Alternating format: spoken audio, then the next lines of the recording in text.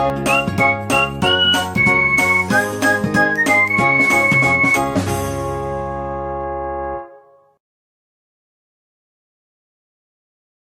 Everyone, welcome to my channel medico prime education. तो आज हमारा लेक्चर नंबर 5 है और इस लेक्चर में हम लोग बात करने वाले हैं ट्रांसपोर्ट ऑफ गैसेस। तो हम लोग समझेंगे ऑक्सीजन का ट्रांसपोर्ट कैसे होता है, कार्बन डाइऑक्साइड का ट्रांसपोर्ट कैसे होता है, ठीक है। और दूसरा चीज ये समझेंगे कार्बन डाइऑक्साइड का ट्रांसपोर्ट कैसे होता है और ऑक्सीजन डिसोसिएशन कर्व हम लोग समझेंगे। और इससे जो क्वेश्चन बन के आते हैं उसका मैं ट्रिक यहाँ पर मैं डिस्कस करूंगा, ठीक है।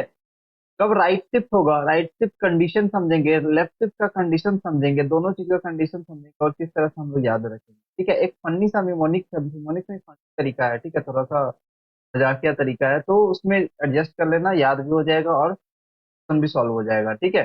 कंफ्यूजन नहीं आएगा। चलो वीडियो में बताऊंगा आगे, बट पहले अभी देखो कि जो हमारा ट्रांसपोर्ट होता है गैसेस का, वो गैसेस का ट्रांसपोर्ट, हमारा जो ब्लड एक मीडियम होता है ट्रांसपोर्ट ऑफ गैस, ठीक है। ये एक मीडियम है ट्रांसपोर्ट ऑफ गैसेस का, ठीक है। किसके थ्रू होता है? ब्लड के थ्रू। तो किसका ट्रांसपोर्ट होता है? ऑक्सीजन का ट्रांसपोर्ट होता है और कार्बन डाइऑक्साइड का ट्रांसपोर्ट, ठीक है। मतलब ऑक्सीजन किसको चाहिए? हमें ऑक्सीजन, हमें टिश्यू को चाहिए, ठीक है। ऑक्सीजन कहाँ से आता है? हम लोग सांस लेते हैं तो लंग्स से ऑक्सीजन कहाँ जाता है? टिश्यू में। तो ऑक्सीजन का ट्रांसपोर्ट लंग्स से टिश्यू में जाना होता है, ठीक है। अब जब carbon dioxide as a by product किससे निकलता है? टिश्यू से, ठीक है। सेल से निकलता है, कौन से सेल से? माइटोकॉन्ड्रिया, ये सब में सेल ऑर्गेनल से माइटोकॉन्ड्रिया, ये सबसे CO2 का रिलीज होता है वाया ग्लाइकोलाइसिस, ये सब पढ़ो, ठीक है। चलो, तो उससे हमारा क्या निकलता है? टिश्यू से CO2 निकलता है और CO2 का ट्रांसपोर्ट कहाँ हो जाता है? लंग्स की तरफ, ठीक है। ये बात क्लियर है। तो अब ट्रांसपोर्ट होता कैसे है? मैंने बोला कि ब्लड एक मीडियम है, तो 3% ट्रांसपोर्ट होता है और 3% ऑक्सीजन का ट्रांसपोर्ट किससे होता है? प्लाज्मा के थ्रू होता है, ठीक है। और 97% ऑक्सीजन का ट्रांसपोर्ट RBC के थ्रू होता है। क्लियर है, ठीक है। ये याद रखो, ये इंपॉर्टेंट है, ये स्लाइड बहुत इंपॉर्टेंट है, डायरेक्ट क्वेश्चन आता है इससे। और 7% प्लाज्मा का ट्रांसपोर्ट, प्लाज्मा से होता है कार्बन डाइऑक्साइड का ट्रांसपोर्ट। 20 to 25% RBC से होता है और 70% plasma as a through plasma होता है, क्योंकि बाइकार्बोनेट के डिजोल्व फॉर्म में होता है, मतलब डिजोल्व इन बाइकार्बोनेट, ठीक है। बाइकार्बोनेट के फॉर्म में होता है 70%, मैक्सिमम बाइकार्बोनेट के फॉर्म में होता है, ठीक है। अगर क्वेश्चन पूछे कि प्लाज्मा के थ्रू कितना होता है, प्लाज्मा के प्लाज्मा के थ्रू कितना होता है, क्या बोलेंगे? 77%। ये विजुअल नहीं होगा, यहाँ लिख देता हूँ। प्लाज्मा के थ्रू कितना होता है? 77%, ठीक है। देखो इसको जोड़ो, कितना आएगा? इसको जोड़ो, 7% प्लस 70% कितना आएगा? 70%, ठीक है। तो क्वेश्चन में देख लेना कि बाई कार्बोनेट के फॉर्म में बोल रहा है या फिर प्लाज्मा के फॉर्म में है, ठीक है। चलो देखते हैं अब हम लोग ऑक्सीजन का ट्रांसपोर्ट, ठीक है। देखो ऑक्सीजन का जो ट्रांसपोर्ट होता है, ठीक है, ऑक्सीजन का जो ट्रांसपोर्ट होता है यहाँ पर, तो यहाँ पर देखो कि दो लेवल पे होता है। पहला जो लेवल होता है उसको बोलते हैं एल्वियोलर लेवल और दूसरा लेवल होता है टिश्यू लेवल, ठीक है। तो एल्वियोलर लेवल होता है, यहाँ पर में हम लोग पहले बात कर लेते हैं कि दो तरीके से होता है। प्लाज्मा के थ्रू, ठीक है। देखो प्लाज्मा के थ्रू होगा, प्लाज्मा के थ्रू 3% ऑक्सीजन डिजोल्व हो जाता है प्लाज्मा में और टिश्यू की तरफ मूव करता है, ये इस तरह से मूव करेगा। हीमोग्लोबिन क्या करता है? 97% ऑक्सीजन एज अ हीमोग्लोबिन ये बाइंड करके और ट्रांसपोर्ट करता है, ठीक है। देखो हीमोग्लोबिन के बारे में कुछ डिस्कशन कर लेते हैं। ये जो हीमोग्लोबिन है, ये हीमोग्लोबिन है, ये हीमोग्लोबिन एक रेड कलर का पिगमेंट होता है, आयरन कंटेनिंग पिगमेंट होता है, ठीक है। इस तरह से आयरन कंटेनिंग पिगमेंट है, ठीक है। ये हर जो मॉलिक्यूल होता है हीमोग्लोबिन का, ये एक हीमोग्लोबिन का मॉलिक्यूल है, ठीक है। ये 4 मॉलिक्यूल्स ऑफ ऑक्सीजन को कैरी कर सकता है, ठीक है। ये 4 मॉलिक्यूल्स ऑफ ऑक्सीजन को कैरी कर सकता है, ठीक है। 4 मॉलिक्यूल्स ऑफ ऑक्सीजन को कैरी कर सकता है, ठीक है। एक हीमोग्लोबिन, हीमोग्लोबिन को क्या लिखते हैं? HB4, क्योंकि इसमें 4 आयरन कंटेनिंग आयरन प्रेजेंट होते हैं, ठीक है, RBC। ये बात समझ में आ गई? चलो, तो ये चीज जिस तरह से मैं लिखा हूँ उसी तरह से इसको डायग्राम बना के लिख लेना, ठीक है। इस तरह से स्लाइड शेयर कर रहा हूँ। आई बात समझ में? तो देखो अब यहाँ पर में क्या है कि अब इतना बात समझ में आ गया। उसी समय यहाँ पर मैं एक चीज और पूछता हूँ कि मायोग्लोबिन क्या होता है?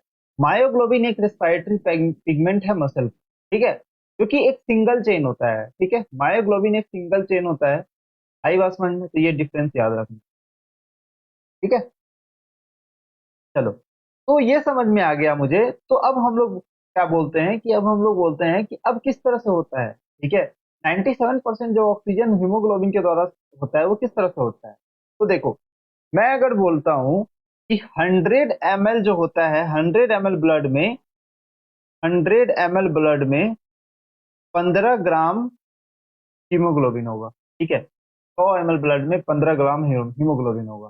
ठीक है, 1 ग्राम, अगर 1 ग्राम हीमोग्लोबिन का बात करें, 1 ग्राम हीमोग्लोबिन, अगर 1 ग्राम हीमोग्लोबिन कितना कैरी करता है, 1 ग्राम haemoglobin, 1 gram haemoglobin 1.34 ml of. Clear है इतना? ये बात क्लियर है? ठीक है, तो मुझे बताओ 1 ग्राम इतना करता है, तो 100 ml ब्लड में, 100 ml ब्लड में कितना हीमोग्लोबिन है? 15 हीमोग्लोबिन। तो 15 हीमोग्लोबिन कितना एमएल? ये 100 ml ब्लड है, ये जो ब्लड है, ये जो 100 ml है, तो ये बताओ कि जो ब्लड है ये 100 ml है, और ये 15 हीमोग्लोबिन को, एक हीमोग्लोबिन को 1.34 करता है, तो ब्लड में 1.34 ml ऑक्सीजन करेगा। करेगा ना भाई? 34 ml ऑक्सीजन ये कैरी करेगा। ठीक है, ये अप्रोक्स अगर करते हैं तो अप्रोक्स में ये कितना आएगा? 20 ml आएगा। ठीक है, ऑक्सीजन ये कैरी करता है। ठीक है, 100 ml of blood 20 ml oxygen को कैरी करता है। ठीक है, तो वही चीज यहाँ लिखा हुआ है। तुम समझो, ये पॉइंट समझो कि किस तरह से कैलकुलेशन हो रहा है। कभी यहाँ से क्वेश्चन बन सकता है, क्योंकि अब कॉन्सेप्चुअल क्वेश्चन आने का चांस है। ठीक है, तो यहाँ पर कॉन्सेप्चुअल क्वेश्चन एम से पूछे जाते हैं इस तरह से। तो यहाँ पर मैं बोलेगा कि 100 ml ऑफ ब्लड कितना हीमोग्लोबिन होता है, कितना हीमोग्लोबिन कंटेन करता है? 15 ग्राम हीमोग्लोबिन कंटेन करता है। और उस 15 ग्राम हीमोग्लोबिन में क्या होता है? 1 ग्राम हीमोग्लोबिन 1.34 ml का, ml ऑफ ऑक्सीजन कैरी करता है। ठीक है, तो ये चीज समझ आ गई। चलो, तो हाँ, क्या बोल रहे हैं कि जो कार्डियक साइकिल है वो 25% ऑक्सीजन टिश्यू को देता है। जो 100 ml ब्लड है, ऑक्सीजनेटेड ब्लड है, ठीक है, ऑक्सीजनेटेड ब्लड है का, ये 25% ही ये टिश्यू को देता है। ठीक है, 25% अगर टिश्यू को देता है, ठीक है, मतलब ये क्या करता है कि 5 ml जो है, सॉरी, 5 ml ही टिश्यू को देता है। 5 ml को कहा जाता है? टिश्यू को, नॉर्मल कंडीशन में, नॉर्मली। ठीक है, लेकिन लेकिन 100 ml ऑक्सीजनेटेड ब्लड कहाँ, अगर 100 ml ऑक्सीजनेटेड ब्लड को करना है तो 15 ml of oxygen exercise condition में ये टिश्यू को, मतलब नॉर्मल कंडीशन में ये 5 ml ही ml ऑक्सीजन टिश्यू को दे पाता है 100 ml ऑफ ऑक्सीजनेटेड ब्लड में से। ठीक है, नॉर्मली। लेकिन अगर एक्सरसाइज कंडीशन आता है, ड्यूरिंग द एक्सरसाइज की बात करें, ड्यूरिंग ये एक्सरसाइज की बात करते हैं, तो ये कितना करता है? 15 ml ऑफ ऑक्सीजन। ठीक है, चलो, एक मैं चीज बता रहा हूँ, देखो, एक मिनट, देखो, क्लियर है? कलर चेंज करते हैं। देखो, ये हमारा यहाँ पर में एल्वियोलाई है। ठीक है, और ये है हमारा टिश्यू। ठीक है, और यहाँ पर में अगेन यहाँ एल्वियोलाई है, और अगेन यहाँ टिश्यू है।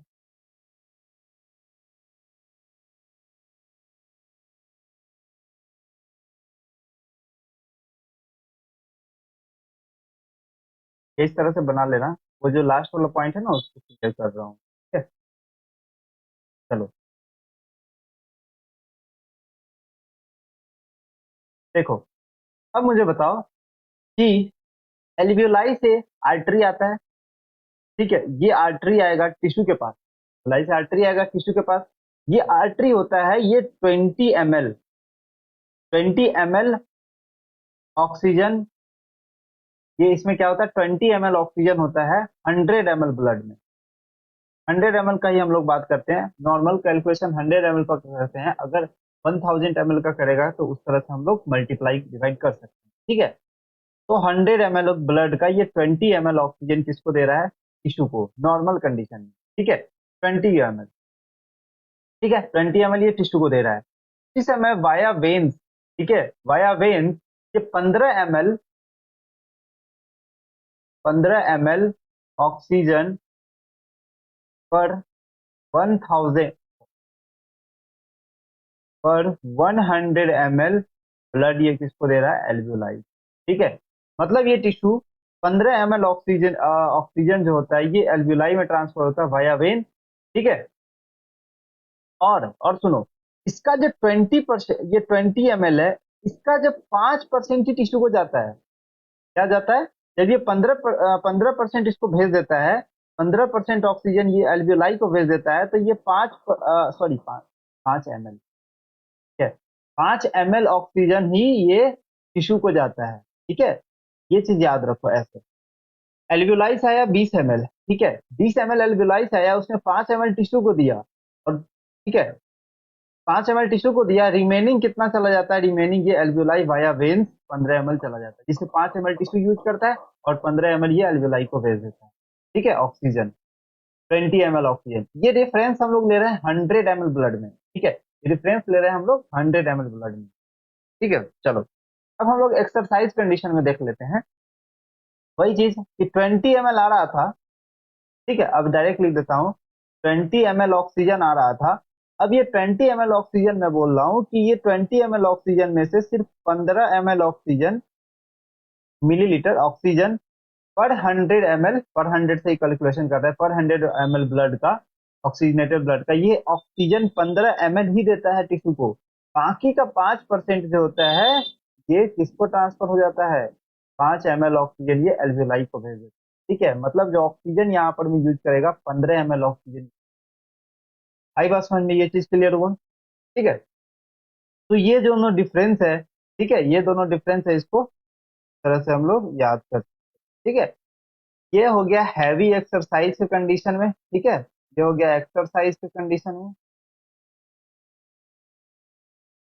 ठीक है, ये नॉर्मल कंडीशन हुआ, नॉर्मल कंडीशन या रेस्टिंग स्टेट।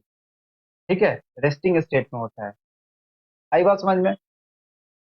इस तरह से हम लोग डिस्कस करते हैं। ठीक है, ये चीज डिस्कस कर लें, आप समझ आ गया। चलो अब कुछ जो टर्म है, ठीक है, अब जो कुछ टर्म है देखो, तभी यहाँ पर हीमोग्लोबिन प्लस ऑक्सीजन क्या बनता है? हीमोग्लोबिन अगर ऑक्सीजन के साथ कंबाइन करता है तो ऑक्सी हीमोग्लोबिन बनता है, जिसको बोलते हैं अनस्टेबल होता है। ठीक है, ये अनस्टेबल होता है ऑक्सी हीमोग्लोबिन। अब हीमोग्लोबिन कार्बन डाइऑक्साइड के साथ कंबाइन कर जाए तो कार्बोक्सी हीमोग्लोबिन, ये भी अनस्टेबल होता है। लेकिन हीमोग्लोबिन ओजोन के साथ अगर कंबाइन कर जाए तो उसको बोलेंगे मिथेमोग्लोबिन, और ये स्टेबल होता है, इसका ऑक्सीडेशन होता है। ठीक है, हीमोग्लोबिन कार्बन मोनोऑक्साइड के साथ कंबाइन कर ले तो ये क्या बनाता है? Carboxy haemoglobin. क्या बनाएगा? कार्बोक्सी हीमोग्लोबिन, और ये एक स्टेबल होता है। इसका बहुत बड़ा एक फैक्टर होता है, क्योंकि ये स्टेबल होता है तो ये पॉइजनिंग कर सकता है। ठीक है, देखो ये क्या करता है, अगर ज्यादा होगा, इफ अगर ये ज्यादा मात्रा में होगा, then leads to then leads to CO poisoning. ठीक है, सीओ पॉइजनिंग लिख लेना अपने से इस तरह से। ठीक है, ये इसका फैक्टर बताओ, टेस्टलेस होता है। दूसरा फैक्टर बताओ, ऑर्डरलेस होता है। ठीक है, और तीसरा फैक्टर बताओ, ये क्या होता है? कलरलेस होता है। ठीक है, ये कलरलेस होता है। आई बात समझ में? तो ये सब सारा फैक्टर है। एक और पॉइंट है कि जहां पे ये एफिनिटी ऑफ हीमोग्लोबिन, अब यहाँ पर हीमोग्लोबिन तो ऑक्सीजन के साथ बाइंड करता है तो हमारे लिए तो सही है, लेकिन यहाँ पर बात करें जो एफिनिटी होता है, वो कार्बन मोनोऑक्साइड का ऑक्सीजन से ज्यादा होता है, वो भी 200 to 300 टाइम। वो भी कितना? 200 to 300 टाइम्स कार्बन मोनोऑक्साइड का जो एफिनिटी होता है वो ज्यादा होता है। ठीक है, बाइंडिंग कैपेसिटी, बाइंड करने का कैपेसिटी जो होता है वो ज्यादा होता है। ठीक है, CO2 लेस टॉक्सिक होता है, लेकिन कार्बन मोनोऑक्साइड ज्यादा टॉक्सिक होता है। ठीक है, क्योंकि ये रिड्यूस कर देता है कैरिंग कैपेसिटी ऑफ ऑक्सीजन को, बाइंड करने का जो कैरिंग कैपेसिटी होता है वो उसको रिड्यूस कर देता है, जिसके कारण ये मोर टॉक्सिक। ठीक है, चलो अब हम लोग देख लेते हैं जब बाइंडिंग होता है तो अब ये ऑक्सीजन का जो बाइंडिंग होता है उसमें कुछ तरह का, एक तरह का ग्राफ हमें देखने को मिलता है, partial pressure of haemoglobin saturation, oxygen का पार्शियल प्रेशर और ये हीमोग्लोबिन के सेचुरेशन के बीच। ठीक है, चलिए, तो अब देखो कि क्या बोल रहा है। तो सबसे पहले किस तरह का ग्राफ यहाँ पर में देखने को मिलता है, सिग्मॉइड कर्व यहाँ देखते हैं। ठीक है, सिग्मॉइड कर्व जब देखते हैं, ठीक है, सिग्मॉइड कर्व। अब देखो, अब मैं इसको याद करने का तरीका बताऊंगा, अच्छे से समझ। ठीक है, पहले मैं बता देता हूँ कि ये कर्व का क्या होता है, क्या। ठीक है, देखो, जो सिग्मॉइड कर्व होता है ये ऑब्टेन होता है जब percentage saturation of haemoglobin, haemoglobin का सैचुरेशन हम लोग देखते हैं परसेंटेज में विथ ऑक्सीजन। ठीक है, oxygen against the CO2, partial pressure of oxygen, against partial oxygen का पार्शियल प्रेशर और हीमोग्लोबिन सैचुरेशन का परसेंटेज जो होता है के अगेंस्ट हम लोग ग्राफ प्लॉट करते हैं। ठीक है, ये आई बात समझ में। तो ये जो यहाँ पर में नॉर्मल ग्राफ देखने को मिलता है, ये जो नॉर्मल ग्राफ है इसको बोलते हैं सिग्मॉइड कर्व। ठीक है, ये जो नॉर्मल ग्राफ है इसको क्या बोलते हैं यहाँ पर में, सिग्मॉइड कर्व। ठीक है, इस तरह से ये क्या हो गया, सिग्मॉइड कर्व हो जाता है। ये सिग्मॉइड कर्व है, नॉर्मल सिग्मॉइड कर्व है। ठीक है, चलो, आई बात समझ में। अब देखो, अब लेफ्ट शिफ्ट कब होगा, राइट। ठीक है, जितना जो मॉलिक्यूल्स होता है ऑक्सीजन का वो अटैच होता है एक साथ। ठीक है, जितना ऑक्सीजन का मॉलिक्यूल्स होता है वो एक साथ अटैच नहीं होता, सॉरी, एक साथ अटैच नहीं होता। अब पहला मॉलिक्यूल बाइंड किया, ठीक है, और वो इंक्रीज कर देता है दूसरे मॉलिक्यूल्स को बाइंड करने के एफिनिटी को। ठीक है, सेकेंड मॉलिक्यूल्स को बाइंड करने के एफिनिटी को इंक्रीज किया, पहला पहला मॉलिक्यूल्स बाइंड किया, दूसरा मॉलिक्यूल्स बाइंड किया, और उसके बाद धीरे धीरे बाइंड करते जाते। ठीक है, एक ऐसा प्रेशर आ जाता है, ठीक है, partial pressure of oxygen eight which 50% of haemoglobin is saturated. ऐसा मतलब एक कंडीशन आ जाता है जहां कहीं की पार्शियल प्रेशर, देखो यहाँ पर एक ऐसा कोई कंडीशन आ जाता है कि 50% ऑक्सीजन जो होता है ये सैचुरेशन हो जाता है। ठीक है, 50% ऑक्सीजन सैचुरेशन हो जाता है, वहीं पे इसको बोलते हैं P50। ठीक है, वही जो पॉइंट होता है उसको बोलते हैं P50। ठीक है, तो देखें यहाँ पर मैं, तो मुझे बताओ कि अगर P50 वैल्यू को बढ़ाएंगे, ठीक है, P50 वैल्यू को अगर बढ़ाएंगे, P50 वैल्यू अगर बढ़ेगा तो ये राइट शिफ्ट होगा। ठीक है, और P50 वैल्यू अगर कम होगा तो ये लेफ्ट शिफ्ट होगा। जितना ज्यादा P50 वैल्यू बढ़ेगा उतना ज्यादा ये राइट शिफ्ट होगा, क्योंकि देखो ये P50 वैल्यू पहले मान लो ये यहाँ था, 50% सेचुरेशन यहाँ हो रहा था। ठीक है, अब जब ये बढ़ेगा तो इसका 50% सेचुरेशन कहाँ होगा, यहाँ। ठीक है, ये बात समझ में आई। और इसका 50%, लेफ्ट साइड का 50% सेचुरेशन कहाँ होगा, सर। ठीक है, कहीं नीचे होगा, कहीं नीचे होगा। तो ये क्या देख रहे हैं कि ये देखो यहाँ पर में 50% सेचुरेशन हो रहा है और राइट शिफ्ट हो रहा है जब 50% की 50 वैल्यू क्या हो रहा है, इंक्रीज हो रहा है। ठीक है, ये चीज तो समझ में आ गई, बट मुझे तो समझना है टेम्परेचर। ठीक है, देखो क्या होता है कि जो binding of oxygen with haemoglobin is primary related to partial pressure of oxygen. Oxygen का बाइंडिंग हिमोग्लोबिन के साथ प्राइमरी रिलेटेड होता है ऑक्सीजन के पार्शियल प्रेशर से, और ये इंपॉर्टेंट है स्टेटमेंट वाइज क्वेश्चन। कुछ अदर फैक्टर भी इंटरफेयर करते हैं, ये एनसीईआरटी में है, जैसे कि partial pressure of CO2, H+ concentration, temperature, ये सब। ठीक है, और यहीं पर मैं पीएच भी पूछ सकेगा, सब चीज घुमा के पूछ सकता है। ठीक है, तो हम लोग यहाँ पर सबसे पहले देख लेते हैं। देखो ये डायग्राम तुम्हें बनाना है लास्ट में, ये डायग्राम नहीं बनाना, बस मैं समझाने के लिए ये डायग्राम थोड़ा क्लियर है। ठीक है, देखो ये मान लो ऑक्सीजन है, ये हमारा हाथ मान लो ऑक्सीजन। ठीक है, और सामने तुम्हारा गाल है। ठीक है, उस पर ऐसे थप्पड़ पड़ेगा, ऐसे। तो मुझे बताओ कि जब ऐसे पढ़ेगा तो यहाँ पर में एफिनिटी ऑफ ऑक्सीजन किस तरफ पड़ेगा। जैसे कि मान लो मैं, मेरा लेफ्ट साइड होगा, ठीक है, मेरा लेफ्ट साइड, मेरा राइट साइड। ठीक है, मेरा मेरा मेरा लेफ्ट साइड है, आपका राइट, एक मिनट, आपको दिख रहा है ना। हाँ, मेरा लेफ्ट साइड है, आपका राइट साइड, सॉरी मेरा राइट साइड। तो मैं इस तरह से थप्पड़ लगाऊंगा तो ऑक्सीजन तुम हो, ठीक है, सॉरी, हाँ ऑक्सीजन तुम हो। तो यहाँ पर जो एफिनिटी है वो बढ़ेगा ऑक्सीजन की तरफ से नहीं, हीमोग्लोबिन का जो एफिनिटी है वो तुम्हारी तरफ बढ़ेगा। ठीक है, ऐसे इस तरफ। ठीक है, लेकिन अगर मैं इस तरह से हटा लूं, इस तरह से हटा लूं, ठीक है, मतलब एफिनिटी कम कर रहा है, मतलब क्या हो रहा है, राइट शिफ्ट हो रहा है। और इस तरह से थप्पड़ लगाऊं तो क्या हो रहा है, लेफ्ट से तो होता है थप्पड़ रूल, ठीक है। तो ये एक तरीका है जो फनी तरीका है, लग सकता है, ठीक है। तो इसको हम लोग इस तरह से याद कर सकते हैं। अब देखो, मुझे पार्शियल प्रेशर ऑफ CO2 और O2 के बारे में याद रखना, ठीक है। तो मुझे याद क्या रखना है कि सब चीज मोस्टली क्या होता है, देखो, कि यहाँ पर पार्शियल प्रेशर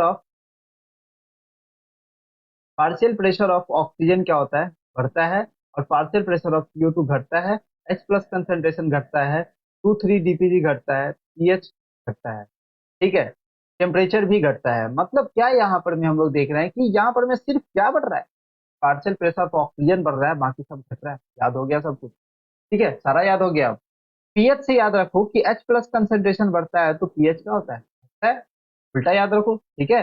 इसका उल्टा हो जाएगा H+, तो ये भी याद हो जाएगा। और लेफ्ट शिफ्ट क्यों होता है, क्योंकि ऑक्सीजन देखो लेफ्ट, मेरी तरफ लेफ्ट जा रहा है, मतलब ऑक्सीजन किससे बाइंड कर रहा है, हीमोग्लोबिन से। हीमोग्लोबिन से ऑक्सीजन बाइंड कर रहा है, इस तरह से थप्पड़ मारने से वो लेफ्ट की तरफ जा रहा है, ठीक है। अगर थप्पड़ को हटा रहे हैं इस तरह से, ये राइट की तरफ जा रहा है, मतलब ऑक्सीजन ऑक्सीजन जो होता है वो डिसोसिएट हो रहा है, ठीक है। ऑक्सीजन यहाँ पर हीमोग्लोबिन से डिसोसिएट हो रहा है, इस तरह से याद रखें, ठीक है। इस तरह से ऐसे लेफ्ट शिफ्ट, ऐसे राइट शिफ्ट, ठीक है। राइट शिफ्ट मतलब डिसोसिएशन। जब डिसोसिएशन कब होता है, डिसोसिएशन कब होता है, जब पार्शियल प्रेशर ऑफ ऑक्सीजन कम होगा और पार्शियल प्रेशर ऑफ CO2 क्या हो जाएगा, ज्यादा। H+ कंसंट्रेशन क्या हो जाएगा, ज्यादा। इसे याद रखो, 2,3 DPG क्या हो जाएगा, ज्यादा। बट पीएच क्या होगा, कम, क्योंकि H+ ज्यादा है, ठीक है। ये सब बातें समझ आ रही है, ठीक है। तो यहाँ पर में क्या होता है कि एफिनिटी ऑफ ऑक्सीजन घटता है, मतलब पार्शियल प्रेशर ऑफ ऑक्सीजन, ठीक है।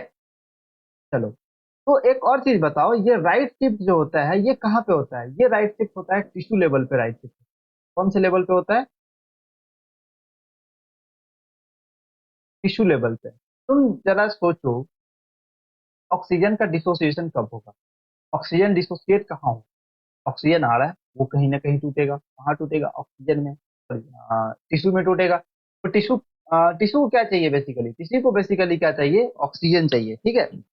टिश्यू को बेसिकली ऑक्सीजन चाहिए, ठीक है। तो ये टिश्यू लेवल पे होता है, ठीक है। एफिनिटी अगर डिक्रीज करते हो तभी तो किसी का, एफिनिटी अगर डिक्रीज करेगा तभी तो उसका डिसोसिएशन होगा और तभी तो वो यूज कर पाएगा उसका, ठीक है। लेकिन ये कहाँ होता है, ये एल्वियोलाइल लेवल पे होता है, ठीक है। एल्वियो ये एल्वियोलाई लेवल पे देखने को मिलता है, ठीक है। आई बात समझ में, मतलब एल्वियोलाई लेवल पे अगर बात करते हैं तो यहाँ पे एक इफेक्ट देखने को मिलता है, हेल्डानी इफेक्ट, ठीक है, लेफ्ट साइड में। और यहाँ पर में बोर्स इफेक्ट देखने को मिलता है, राइट साइड, ठीक है। ये याद रखो, मैं आगे इसको डिस्कस, है ना। चलिए, ये समझ आ गया सारा चीज। अब ये जो सारा पॉइंट है ये यहाँ लिखा हुआ, ठीक है। ये आप लोगों को बनाना है, ये वाला डायग्राम, ठीक है। ये डायग्राम समझा चुका हूँ, अब आप लोग बना, ठीक है। तो क्या क्या सब फैक्टर है, देखो वही चीज है, यहाँ पर में 2 पॉइंट है, वही 2 पॉइंट जो एनसीईआरटी में लिखा हुआ है। High partial pressure of oxygen होगा, मतलब low partial pressure of CO2, low H+ concentration, lower temperature and favours of formation, fair favour formation haemoglobin, haemoglobin का फॉर्मेशन। जब low partial pressure of oxygen होगा, high partial pressure of CO2 होगा, high H+ concentration होगा and higher temperature होगा, ठीक है, तो ऑक्सी हीमोग्लोबिन, ठीक है, डिसोसिएशन होगा, ठीक है। This curve is highly useful in studying the effects like partial pressure of O2, H+ concentration. This clearly indicates that O2 gets bind to the hemoglobin in the lungs and lung surface and get dissociated. तो basically फंडा समझ में आया क्या बोलना चाहता है, कि ऑक्सीजन पार्शियल प्रेशर पे depend, according to partial pressure ही बाइंड करता है और हीमोग्लोबिन का सैचुरेशन के अकॉर्डिंग ही बाइंड करता है और डिसोसिएट, ये चीज समझ आई। तो ये एनसीईआरटी का डायग्राम है, देखो।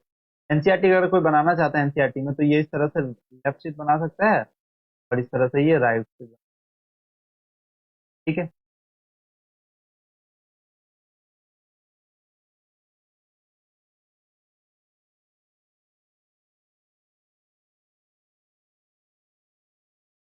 आई बात समझ में? तो वही चीज है। अब कुछ इंपॉर्टेंट पॉइंट के बारे में डिस्कस करते हैं। देखो, हाँ एक चीज है कि थोड़ा सा इसमें प्रॉब्लम आ सकता है कि बोर्ड इफेक्ट कैसे याद रख सकते हैं। बोर्ड में क्या आता है? आर आता है, मतलब ये राइट शिफ्ट है। एल्डाने में एल, एल आ रहा है एल्डाने, मतलब ये कहाँ होता है? एल्वियोलाई लेवल पर। याद रख, ठीक है? ठीक है, तो वही चीज है यहाँ पर कि अगर बात करते हैं राइट शिफ्ट होगा, शिफ्ट टू द, अगर राइट शिफ्ट होगा, affinity of oxygen with haemoglobin decrease होगा, इज द राइट शिफ्ट। और लेफ्ट शिफ्ट, थप्पड़ तुम्हें लग रहा है, लेफ्ट शिफ्ट मतलब थप्पड़ लग रहा है, राइट शिफ्ट मतलब थप्पड़ लग के निकल रहा है, ठीक है? तो थप्पड़ लग के निकल रहा है, निकल गया, तो ये oxygen, affinity of oxygen with haemoglobin क्या होगा? इंक्रीज हो जाएगा। वहीं पर मैं बोर्स इफेक्ट की बात करें तो बोर्स इफेक्ट क्या होता है? Dissociation of oxy haemoglobin. देखो, ऑक्सी हीमोग्लोबिन का डिसोसिएशन होता है high concentration of CO2 in the tissue. वही चीज है जो तुमने पढ़ा कि dissociation of haemoglobin, oxygen with haemoglobin. Dissociation of oxygen का डिसोसिएशन होता है, जिसके कारण ऑक्सीजन डिसोसिएशन यहाँ पर हमें टिश्यू लेवल में देखने को मिलता है, और high concentration of CO2। Okay, तो that's the point. Right shift होता है कर्व में और टिश्यू लेवल में। ये चीज वहां डिस्कस हो गया, तो वो जो डायग्राम है ना बहुत, ठीक है, उसको अगर दिमाग में फिट कर लोगे तो ये सब, ठीक है? जितने भी मॉलिक्यूल्स है वो साइमल्टेनियसली अटैच नहीं होते हीमोग्लोबिन से। जैसे पहला मॉलिक्यूल अगर बाइंड करता है तो हीमोग्लोबिन से वो दूसरे मॉलिक्यूल्स की एफिनिटी इंक्रीज करता जाता है, ठीक है? और एक ऐसा वैल्यू आता है जहाँ की 50% हीमोग्लोबिन सेचुरेट हो जाता है, वहां पर बाइंड नहीं करता। और एफिनिटी 50 वैल्यू जो होता है वो इनवर्स होता है एफिनिटी ऑफ हीमोग्लोबिन, ठीक है? मायोग्लोबिन, परसेंटेज ऑफ मायोग्लोबिन का बात करें, मसल का जो पिगमेंट होता है, ठीक है, ये मायोग्लोबिन। तो ये किस तरह का ग्राफ अगर देखने को मिलता है, पार्शियल प्रेशर ऑफ ऑक्सीजन और परसेंटेज सेचुरेशन ऑफ मायोग्लोबिन के बीच ग्राफ बनाते हैं, तो ये रेक्टेंगुलर हाइपरबोला आता है, ठीक है? ये थोड़ा सा आउट ऑफ द क्वेश्चन है, लेकिन दिमाग में फिट कर लो, ठीक है? अभी के लिए बहुत इंपॉर्टेंट है। ऑक्सीजन सेचुरेशन का बात करें तो अगर परसेंट ऑक्सी हीमोग्लोबिन सेचुरेशन का बात करते हैं, तो मैटरनल का ग्राफ जो होता है इस तरह से बनता है, और फीटल का ग्राफ ये इस तरह से बनता है, ठीक है? मैटरनल का ग्राफ ये इस तरह से बनता है, और फेडरल और फीटल का ग्राफ इस तरह से। क्लियर है? चलो, अब जब ये क्लियर हो जाता है तो अब हम लोग पढ़ते हैं ट्रांसपोर्ट ऑफ कार्बन डाइऑक्साइड। देखो, मुझे बताओ, कार्बन डाइऑक्साइड का ट्रांसपोर्ट वाया प्लाज्मा 77% था, बाई कार्बोनेट 70% था। प्लाज्मा से, सिर्फ प्लाज्मा से 77%, प्लाज्मा विद बाई कार्बोनेट, ठीक है? डिजोल्व स्टेट इन प्लाज्मा, ठीक है? कार्बोक्सी हेमोग्लोबिन का फॉर्मेशन करते हुए 20 to 25% कार्बोक्सी हेमोग्लोबिन का आरबीसी, ठीक है? मुझे बताओ कि CO2 किसको चाहिए? CO2 हमें ऑक्सीजन से निकलता है, लंग से, ये टिश्यू से निकलता है, लंग्स में जाता है, लंग्स से बाहर हमें आउट करना होता है, ठीक है? तो ऑक्सीजन CO2 का transport of the CO2 by plasma कितना होता है? ये चीज यहाँ पर मैं लिखा 27। देखो, ये इंपॉर्टेंट पॉइंट है। Every 100 ml of deoxygenated blood can deliver approximately about 4 ml of CO2 the alveoli. लेकिन अगर यहाँ पर मैं every 100 ml of oxygenated blood delivers about the 5 ml of oxygen to tissue. ये चीज दोनों बहुत ज्यादा, बहुत बहुत बहुत ज्यादा इंपॉर्टेंट क्वेश्चन है, इंपॉर्टेंट स्टेटमेंट है, ये याद रखो, ठीक है? बहुत ज्यादा इंपॉर्टेंट स्टेटमेंट। चलो, अब थोड़ा कैलकुलेशन कर लेते हैं 4 ml कैसे है, ठीक है? बात करें 7% प्लाज्मा में डिसॉल्व होता है, तो ये अगर प्लाज्मा से अगर वॉल्यूम निकाले तो ये कितना आता है? 0.28, ठीक है? अगर 70% in the form of by carbonate, मतलब बाई कार्बोनेट जैसे प्लाज्मा के फॉर्म में बाई कार्बोनेट प्लाज्मा हो जाता है, ठीक है? 2.8 ml जाता है, सबसे ज्यादा होता है, ठीक है? कितना जाता है? 2.8। आई बात समझ में? 2.3%, सॉरी 23% ये कार्बोक्सी हेमोग्लोबिन के साथ जाता है, और जब कार्बोक्सी हेमोग्लोबिन के साथ जाता है आरबीसी से, ये 9.9 ml करता है। टोटल जोड़ के यहाँ पर में 4 ml CO2 पर ml of blood, 4 ml CO2 पर ml ऑफ ब्लड, ये 100 ml जो ब्लड होता है वो 4 ml CO2 को ये ट्रांसपोर्ट करता है। तो मुझे बताओ 1000 ml कितना करेगा? 100 ml, 4 ml of oxygen, 1 ml कितना करेगा? 4/100, ठीक है? अगर 1000 ml की बात करें तो इंटू 1000 कर दो, इससे ये कटा, ये 40 ml करेगा। बस हम इस तरह की कैलकुलेशन कर सकते हैं, बस तुम्हें याद रखना है। और दूसरा पॉइंट क्या याद रखना है पता है? दूसरा पॉइंट याद ये रखना है कि 5 ml O2 पर 100 ml ऑक्सीजनेटेड ब्लड के डीऑक्सीजन। ठीक है, आई बात समझ, ये दोनों पॉइंट याद रखो, सारा न्यूमेरिकल इसी पे आता है, तो बेस्ट आ सकता है। तो ये चीज डाउट क्लियर हो गई। ठीक है, दोनों में डिफरेंस क्लियर हो गया, तो ये दोनों स्टेटमेंट बहुत इंपॉर्टेंट है और इसी से। ठीक है, binding of hemoglobin of CO2 carb amino hemoglobin is formed. This binding is related to prime, देखो यहाँ पे प्राइमरी नहीं है, प्राइमरी अगर रहता तो अलग statement, related to partial pressure of CO2. Partial pressure of oxygen is a major factor which can affect this binding. ठीक है, तो यहाँ पर मैं ऑक्सीजन CO2 वाले पैराग्राफ में ऑक्सीजन के जिक्र किया है, तो यहाँ पर मैं स्टेटमेंट घुमा सकता है कि partial pressure of carbon dioxide is major affect the binding of carboxy haemoglobin, major the factor which are responsible for the formation of carboxy hemoglobin. This is the wrong statement. Partial pressure of oxygen is the major factor which can affect the binding of carboxy hemoglobin. ठीक है, ये important line है, याद रखना है इसको। ठीक है, टिश्यू लेवल पे पार्शियल प्रेशर ऑफ CO2 क्या होता है, ज्यादा है क्योंकि टिश्यू CO2 प्रोड्यूस कर रहा है, पार्शियल प्रेशर ऑफ ऑक्सीजन कम है, वही तो उसको ऑक्सीजन मतलब गैस कहाँ से कहाँ मूव करता है, high pressure to low pressure, तो gas high pressure to low pressure, मतलब यहाँ पर में ज्यादा से ज्यादा बाइंडिंग होगा CO2 का। ठीक है, लेकिन टिश्यू में क्या होता है, टिश्यू में पार्शियल प्रेशर ऑफ ऑक्सीजन ज्यादा है, पार्शियल प्रेशर ऑफ CO2 कम है, तो लेस बाइंडिंग होगा। ठीक है, CO2 का पार्शियल प्रेशर कम है एल्वियोलाई, तो बाइंडिंग कम होगा, बाइंडिंग कम होगा मतलब वो बाहर निकल जाएगा एल्वियोलाई से। ठीक है, एल्वियोलाई से लंग्स होते बाहर निकल जाएगा वाया प्रेशर ग्रेडियंट। ठीक है, सबका प्रेशर मैं डिस्कस कर चुका हूँ, पार्शियल प्रेशर ऑफ CO2 और O2 तरह से पूरा जो डायग्राम था। ठीक है, this means that CO2 which is bounded to the hemoglobin from the tissue and delivered to the alveoli। ठीक है, तो समझ आ गई। देखो यहाँ पर मेन रोल किसका आता है, मेन रोल जो हमारा एंजाइम होता है कार्बोनिक अमाइलेज। ठीक है, कार्बोनिक अमाइलेज जो एंजाइम होता है वो फाउंड करता है, कहाँ कहाँ प्रेजेंट होता है, ये आरबीसी में प्रेजेंट होता है और प्लाज्मा में प्रेजेंट, कहाँ प्रेजेंट होता है, आरबीसी में प्रेजेंट होता है और प्लाज्मा में प्रेजेंट होता है। ठीक है, आरबीसी में प्रेजेंट होता है और ये प्लाज्मा में प्रेजेंट होता है। ठीक है, पहला बात, देखो आरबीसी में सबसे ज्यादा हाई कंसंट्रेशन होता है, लेकिन थोड़ा सा कंसंट्रेशन यहाँ प्लाज्मा में देखने को मिलता है। ठीक है, और ये one of the fastest enzyme है, फास्टेस्ट। ठीक है, और ये एंजाइम क्या करता है, दोनों डायरेक्शन में रिवर्सिबल, ये रिवर्सिबल एंजाइम है, दोनों डायरेक्शन में रिएक्शन कराता है। इस तरह से देखो, जैसे कि CO2 प्लस वाटर यहाँ पर मैं बाइंड किया। ठीक है, कार्बोनिक एमाइल एनहाइड्रेज के बारे में, anhydrase the presence of carbonic anhydrase, और ये क्या फॉर्मेशन करता है, H2CO3। ये किस लेवल पे फॉर्मेशन करता है, टिश्यू पे, एट टिश्यू। भाई टिश्यू से बाइंड करेगा तभी तो वो बाहर ले जाएगा, और डिसोसिएट कर देगा कहाँ पे, हीमोग्लोबिन पे। ठीक है, तो ये बाइकार्बोनेट से बाइंड किया। ठीक है, फिर से अब ये यहाँ पर मैं कार्बोनिक एनहाइड्रेज काम किया और HCO3 में टूट गया। अब जब ये HCO3 और H प्लस टूट जाता है तो ये फिर से कहाँ जाता है, ये फिर से कहाँ जाता है, एल्वियोलाई में, एट एल्वियोलाई। अब ये एल्वियोलाई में जाता है जहां पे इसका क्या होता है, डिसोसिएशन, ये देखो डिसोसिएशन हो गया, और ये सॉरी, ये फिर से बाइकार्बोनेट में, बाइकार्बोनेट आयन में टूट जाता है, और ये बाइकार्बोनेट एल्वियोलाई में कहाँ चला जाता है, एल्वियोलाई में जाके ये डिसोसिएट कर देता है ऑक्सीजन और CO2 और वाटर। CO2 क्या निकल जाता है, फाइनली ये बाहर निकल जाता है।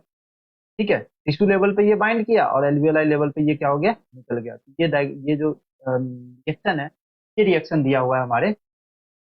ठीक है, आई बात समझ में? चलो, तो देखो अब दो लेवल पे हम लोग देखते हैं, टिश्यू लेवल पे क्या होता है और एल्वियोलाई लेवल पे। ठीक है, तो हमारा पहला जो रिएक्शन बताया वो क्या होता है, टिश्यू लेवल पे। ठीक है, तो टिश्यू लेवल पे इस तरह से जाएगा, एल्वियोलाई लेवल पे इसका रिवर्स आएगा। तो ये चीज दिमाग में रखो, ये जो क्या रिएक्शन है, एनसीईआरटी में इतना ही दिया हुआ है, लेकिन अगर डिटेल में समझना है तो डिटेल। देखो, exchange of O2 and CO2 in a systemic capillary, मतलब टिश्यू लेवल पे क्या होता है, और तुम्हें बताया था राइट चीज में, जो टिश्यू लेवल पे होता है, मतलब ये क्या होता है, हैमबर्गर बर्गर इफेक्ट, ये नहीं बताया था, या जिसको बोलते हैं क्लोराइड। ठीक है, लेकिन क्या होता है, देखो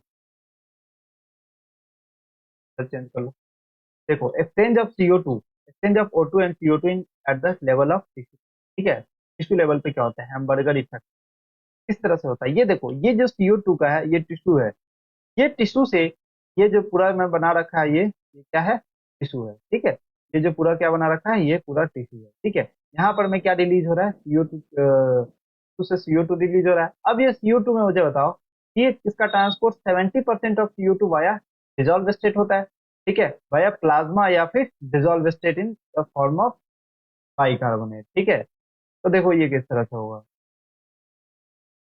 ये जो प्लाज्मा ये डिजोल्व स्टेट में होगा, तो ये जो CO2 है ये यहाँ पर में आता है। 70% जो CO2 है ये वाटर के साथ बाइंड करता है कार्बोनिक एनहाइड्रेज के प्रेजेंस में, और ये बनाता है बाइकार्बोनेट। ठीक है, ये बाइकार्बोनेट फिर जाके आगे H+ और बाइकार्बोनेट आयन में डिसोसिएट हो जाता है, और ये बाइकार्बोनेट आरबीसी से बाहर आ जाता है। ये आरबीसी में, ठीक है, ये आरबीसी से बाहर आ गया।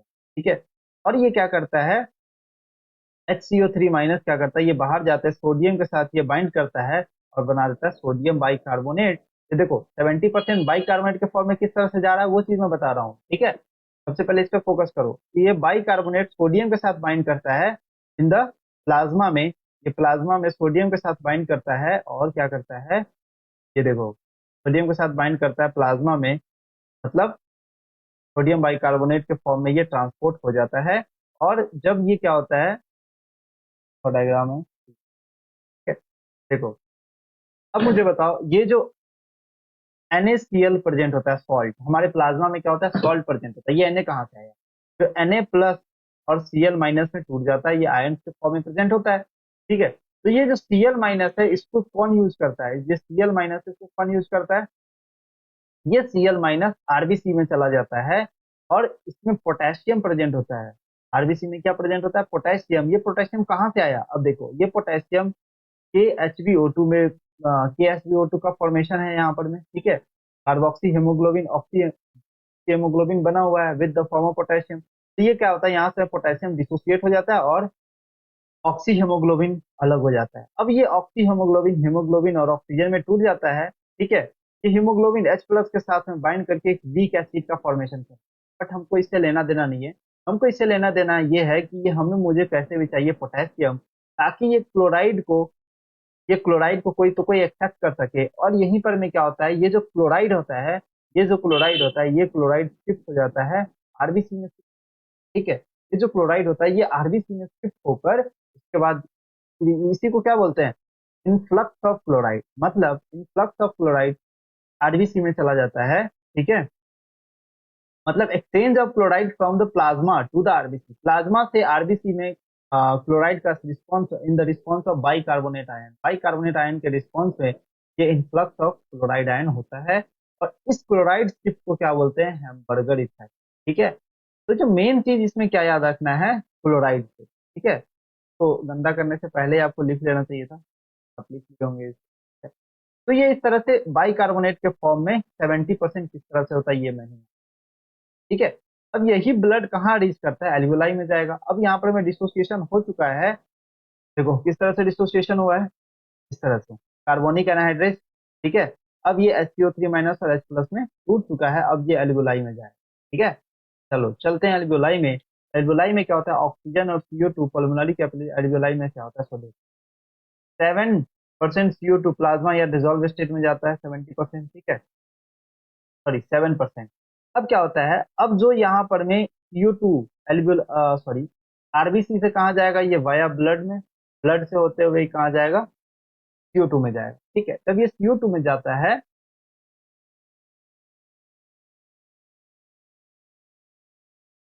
Just take give me 1 second.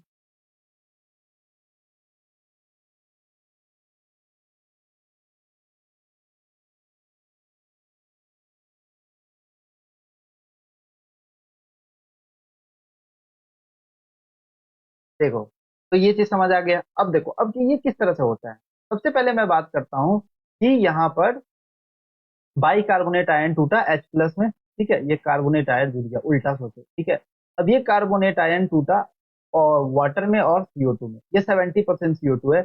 अब ये जो 70% CO2 है ये ट्रांसपोर्ट हो जाता है कहाँ, एल्वियोलाई में ट्रांसपोर्ट हो जाता है। ठीक है, अब ये HbCO2 के साथ कंबाइन करके हीमोग्लोबिन ये बन जाता है, ठीक है, इस तरह से। तो ये क्या करता है, देखो ये H हीमोग्लोबिन H+ के साथ बाइंड करके कार्बोक्सी हीमोग्लोबिन ये H+ के साथ बाइंड किया हुआ रहता है, ठीक है। कार्बोक्सी हीमोग्लोबिन के फॉर्म में ये ट्रांसपोर्ट होता है, ये किस में टूट जाता है, हीमोग्लोबिन और हाइड्रोजन और हीमोग्लोबिन एक साथ बाइंड किया रहता है, लेकिन CO2 यहाँ पर में डिसोसिएट होता है कितना, 20%। और मैंने बताया था कि 20% as a form of bicarbonate ही जाता है, ठीक है। देखो 20 to 25% as a carboxy haemoglobin RBC के थ्रू जाता है, ठीक है, तो वही तो है यहाँ पर। ये 20 to 25% मतलब 23% इस तरह से जाता है, ठीक है। अब वही जो रिएक्शन H+H+ और हीमोग्लोबिन में टूट जाएगा, हीमोग्लोबिन ऑक्सीजन से बाइंड करके ऑक्सी हीमोग्लोबिन बना लेगा, ऑक्सी हीमोग्लोबिन पोटेशियम से बाइंड करके ये बना लेगा पोटेशियम, ठीक है।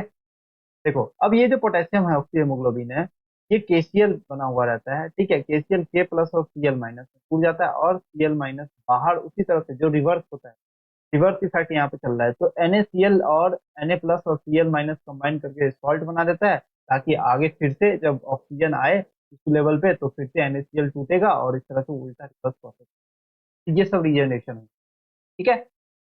तो देखो यहाँ पर जो इफेक्ट होता है उसको बोलते हैं हेल्डाने इफेक्ट, क्योंकि ये रिवर्स क्लोराइड इफेक्ट, ठीक है। पहला वाला इफेक्ट क्या था, हम बर्गर इफेक्ट, ठीक है। दूसरा वाला इफेक्ट रिवर्स क्लोराइड इफेक्ट को क्या बोलते हैं, हेल्डाने इफेक्ट, ठीक है। देखो हेल्डाने इफेक्ट मतलब ये एल्वियोलाई में होता है, HAL, तो याद रखो, HAL, एल मतलब एल मतलब ये क्या होता है, एल्वियोलाई में, ठीक है, इस तरह से। बाकी उल्टा क्या हो जाएगा, हैमबर्गर इफेक्ट, हैमबर्गर इफेक्ट उल्टा याद रखो, क्लोराइड। देखो क्लोराइड शिफ्ट कहाँ होता है, किसके रिस्पॉन्स कहाँ से कहाँ होता है, तो क्लोराइड का शिफ्ट होता है प्लाज्मा से RBC के बीच में, ठीक है। देखो क्लोराइड शिफ्ट कहाँ से कहाँ, क्लोराइड कहाँ से कहाँ तक जाता है, प्लाज्मा से RBC की तरह से लिख लो, इस तरह से दिमाग में फिक्स कर लो, याद हो जाएगा, ठीक है। चलो, तो आई थिंक आप लोग को ये समझ आ गया होगा, और जो मैंने ये समझाया कि क्लोराइड शिफ्ट और रिवर्स क्लोराइड शिफ्ट क्या होता है, फोर्स इफेक्ट और हेल्डाने इफेक्ट, लास्ट में इसको नोट करके दोनों इफेक्ट को लिखते हैं, ठीक है। तो ये था हमारा पूरा डिटेल लेक्चर, इस तरह से ऑक्सीजन का ट्रांसपोर्ट होता है और कार्बन डाइऑक्साइड का ट्रांसपोर्ट, है ना। अब मेरा कुछ एक लास्ट पॉइंट और बच रहा है, कुछ इंपॉर्टेंट पॉइंट और है, देखो एनॉक्सिया क्या होता है, अगर ऑक्सीजन का सप्लाई कम हो जाता है टिश्यू में, बोलते हैं एनॉक्सिया। हाइपोकैपनिया क्या होता है, हाइपोकैपनिया मतलब state of the reduce CO2 concentration, blood में अगर CO2 कंसंट्रेशन कम है तो हाइपोकैपनिया। और hypercapnia increase CO2 concentration in the blood, ठीक है। एक एपनिया मतलब ब्रीदिंग स्टॉप हो गया, क्योंकि वहां पर में ऑक्सीजन का CO2 का कंसंट्रेशन ब्लड में बहुत ही ज्यादा कम है, ठीक है। हाइपोक्सिया क्या था, ऑक्सीजन का डिफिशियंसी ब्लड टिश्यू में, ठीक है। देखो एनॉक्सिया और हाइपोक्सिया में डिफरेंस समझो, कि ऑक्सीजन सप्लाई ही कम हो गया टिश्यू, ठीक है। ऑक्सीजन सप्लाई अगर कम हो गया तो अनॉक्सिया, और ऑक्सीजन का डिफिशियंसी हो गया ब्लड टिश्यू, बॉडी के टिश्यू में ऑक्सीजन का डिफिशियंसी हो गया तो हाइपोक्सिया, ठीक है। हाइपोक्सिया का रीजन क्या होता है, तुम्हें पता है, mountain sickness, anaemia, low oxygen in atmosphere, high CO2 इन, ठीक है। एनेमिक हाइपोक्सिया, एनेमिक हाइपोक्सिया मतलब CO2 बाइंड्स विथ हीमोग्लोबिन 200 से 300 टाइम फास्टर होता है ऑक्सीजन से, जिसके कारण एक स्टेबल कंपाउंड बनता है, जिसको बोलते हैं कार्बोक्सी हीमोग्लोबिन, ठीक है। और इसी को बोलते हैं CO2 पॉइजनिंग, सबसे ज्यादा इंपॉर्टेंट ये है, ठीक है। इसको बस दोनों को याद कर लो, काम हो जाए, ठीक है। चलिए, तो ये था हमारा एक लेक्चर, इसमें हम लोग ने ट्रांसपोर्ट सिर्फ का सिर्फ, ये लेक्चर में मैंने सिर्फ का सिर्फ ट्रांसपोर्ट ऑफ गैसेस के बारे में बात किया है, ठीक है। अगले लेक्चर एक लास्ट लेक्चर आएगा जिसमें हम लोग डिसऑर्डर बात करेंगे और रेगुलेशन का बात करेंगे, और रेगुलेशन बहुत इंपॉर्टेंट है, वहां से भी क्वेश्चन आते हैं और यहाँ से भी आते हैं, ये दो इंपॉर्टेंट टॉपिक है और इसको जरूर करके जाना, ठीक है। तो आई होप आपको ये अच्छा लगा होगा सीरीज, जितना भी क्वेश्चन प्रैक्टिस का भी सीरीज लाऊंगा, ठीक है। वेट करो, पहले हम लोग टॉपिक्स डाल देते हैं जो कि आपको कॉन्सेप्ट समझ में होगा, ठीक है। तो चलते हैं, मिलते हैं हम लोग नेक्स्ट वीडियो में, तब तक के लिए पढ़ाई करते रहें, all the best, have a nice